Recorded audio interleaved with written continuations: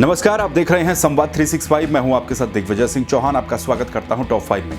आज के टॉप 5 में बात करेंगे हरिद्वार में कुंभ के दौरान सोमवती अमावस्या का स्नान है। सुबह से ही वहां पर श्रद्धालु जुटे हुए हैं। हरिद्वार की भी आपको तस्वीरें दिखाएंगे। इसके अलावा बात करेंगे हरिद्वार के इस शाही स्नान से पहले कई अखाड़ों के संत कोरोना पॉजिटिव आए हैं। इनमें अखाड़ा परिषद के अध्यक्ष महंत गिरी भी शामिल हैं। इसके अलावा बात करेंगे मुख्यमंत्री तीरथ सिंह रावत ने देहरादून स्मार्ट सिटी के कार्यों का औचक निरीक्षण किया, उस खबर पर भी आपको जानकारी देंगे। इसके अलावा आपको आज बताएंगे किस तरह से जो वैक्सीन है, वैक्सीन की कमी उत्तराखंड में हो रही है। हालांकि रविवार को एक खेप वैक्सीन की पहुंची है, लेकिन क्या इतनी काफी होगी, इस पर भी बात करेंगे। और इसके अलावा बात करेंगे उत्तराखंड के कोरोना अपडेट की। पिछले 24 घंटों में आखिर कितने मामले, लेकिन नजर सबसे पहले हेडलाइंस पर।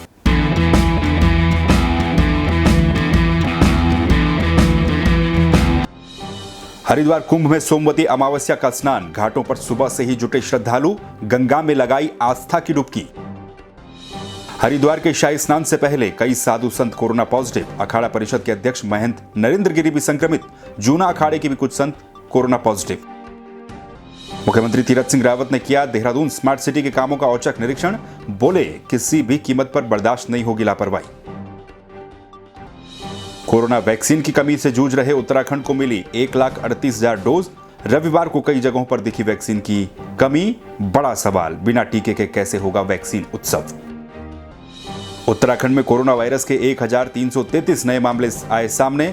अक्टूबर 2020 के बाद सबसे बड़ी है संख्या। देहरादून और हरिद्वार में सबसे बुरे हाल।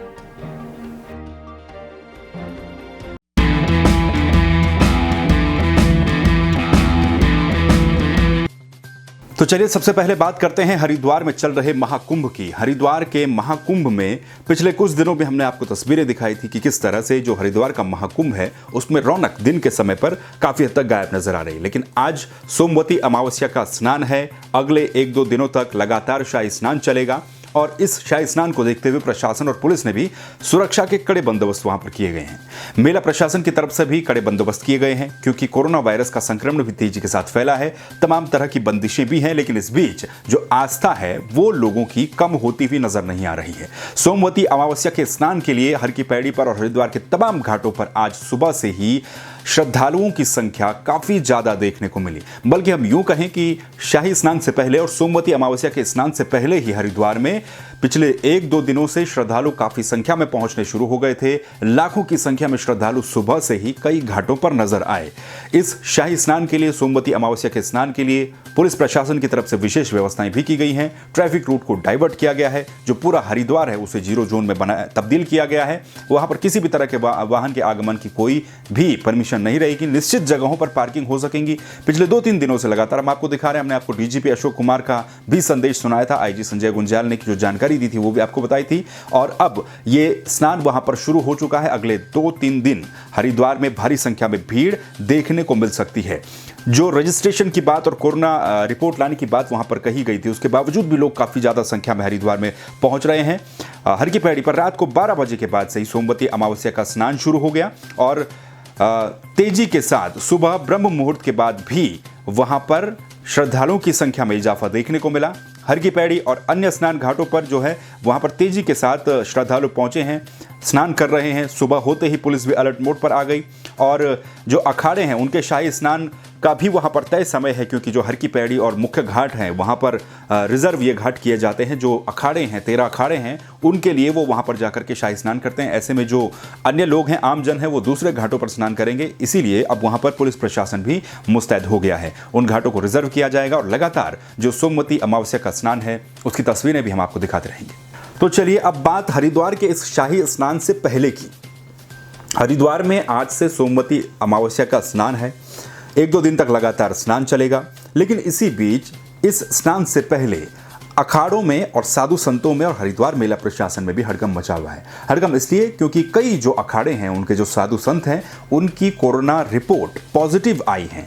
इनमें अखिल भारतीय अखाड़ा परिषद के अध्यक्ष महंत नरेंद्र गिरी भी शामिल हैं। महंत नरेंद्र गिरी की कोविड रिपोर्ट भी पॉजिटिव आई है। इसके अलावा जूना अखाड़े के कई संत ऐसे हैं जिनकी रिपोर्ट पॉजिटिव आई है और कई संतों की रिपोर्ट आनी बाकी है।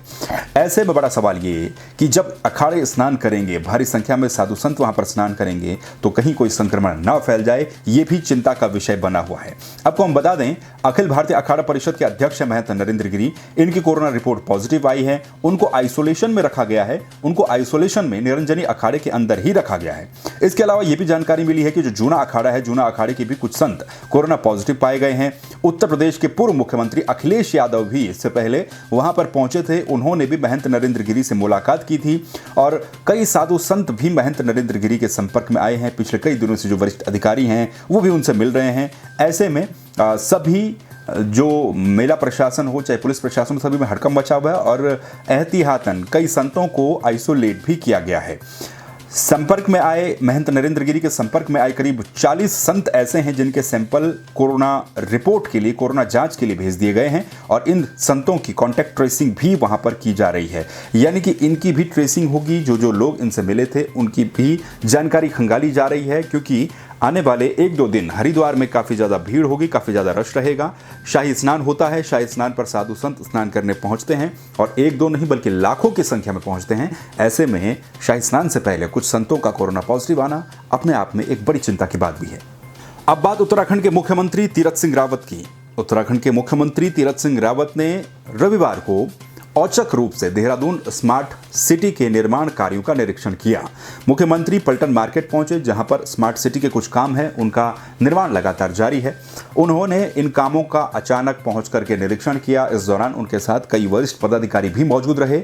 मुख्यमंत्री ने निर्देश दिए हैं अधिकारियों को और देहरादून के जिलाधिकारी को कि जिन भी कंपनियों के माध्यम से निर्माण कार्य किया जा रहा है, जिन भी एजेंसियों के माध्यम से निर्माण कार्य स्मार्ट सिटी का देहरादून में किया जा रहा है, यह सुनिश्चित किया जाए कि काम जल्दी से जल्दी पूरा हो। उन्होंने यह भी कहा है कि व्यापारियों और जनता को किसी भी तरह की दिक्कतों का सामना न करना पड़े, किसी भी तरह की परेशानियों का सामना न करना पड़े और निर्माण से संबंधित जो सभी काम है वो रात के समय में अधिकतम जो है वो पूरे किए जाएं। इसके अलावा उन्होंने धूल की समस्या के समाधान के लिए जो कार्यस्थल पर पानी का छिड़काव करने के भी उन्होंने निर्देश दिए हैं। उन्होंने ये भी निर्देश दिए हैं कि सड़क निर्माण के साथ ही जो सीवरेज और तारों को अंडरग्राउंड करने का काम है उनको भी साथ साथ में इसके पूरा किया जाए। साथ ही उन्होंने ये भी कहा है कि पलटन मार्केट के जो कार्य हैं उनको 30 अप्रैल तक पूरा करने का लक्ष्य रखा जाए। 30 अप्रैल तक उन कामों को पूरा किया जाए और गुणवत्ता में कोई भी समझौता नहीं होगा। उन्होंने ये भी निर्देश दिए हैं कि अगर लापरवाही ऐसे मामलों में बरती जाती है तो वो लापरवाही बर्दाश्त नहीं की जाएगी। यानी कि मुख्यमंत्री ने साफ तौर पर ये निर्देश अधिकारियों को दिए हैं, क्योंकि देहरादून में जो स्मार्ट सिटी का काम चल रहा है उस स्मार्ट सिटी के काम के चलते कई जगहों पर सड़कें खुदी हुई हैं, कई जगहों पर काम आधे अधूरे पड़े हैं। ऐसे में जो शहर की सूरत है वो बदरंग न बने, इसके लिए जल्द से जल्द और तय सीमा के भीतर काम पूरे कर लिए जाएं। जो निर्माण एजेंसियां वो कामों में तेजी लाए, ये तमाम निर्देश मुख्यमंत्री तीरथ सिंह रावत ने अधिकारियों को वहां पर दिए हैं। तो प्रधानमंत्री नरेंद्र मोदी ने वैक्सीन उत्सव मनाने की बात कही है, लेकिन उत्तराखंड में पिछले 1-2 दिनों से वैक्सीन की कमी कई जगहों पर नजर आई है। हालांकि रविवार को सीरम इंस्टीट्यूट की तरफ से उत्तराखंड को कोविशील्ड की 1,38,000 वैक्सीन के डोज मिल गए हैं। ये डोज रविवार को उत्तराखंड को मिले हैं, लेकिन इससे पहले कोविड वैक्सीन की कमी कई जगहों पर देखने को मिली। यहां तक कि रविवार को मात्र 29,000 लोगों का ही टीकाकरण हो पाया।